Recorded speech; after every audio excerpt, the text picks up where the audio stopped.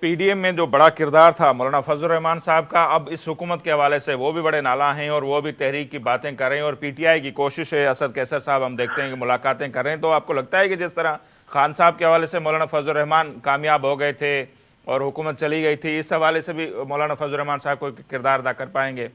मेरे ख्याल है मौलाना फजल रहमान अपना एहतजाज तो कर रहे हैं, लेकिन मौलाना को तहरीक चलाने, मौलाना को असल में गुस्सा, मुझे वैसे मौलाना फजल रहमान का गुस्सा समझ नहीं आ रहा। मौलाना फजल रहमान को केपी में सफाया हुआ है, बहुत बुरी शिकस्त हुई है और ऑन मेरिट हुई है, यानी वो हारे हैं। यानी मौलाना फजल रहमान का ये क्लेम नहीं है कि हम फार 45 पे जीते हैं और हमें 47 पे हराया गया है, जो पीटीआई का दावा है। पीटीआई का, जमात इस्लामी का, लोगों का ये दावा है ना कि बलूचिस्तान में भी चकदई साहब की या मफर मिगल वगैरह का है कि हम जीते हैं मगर हराया गया। और उनके बाद अगर फार्म 45 वो जिसमें पीटीआई के लोग सबूत के रूप पेश करते हैं ना, जो फार्म 45 जो एक लीगल एक डॉक्यूमेंट है,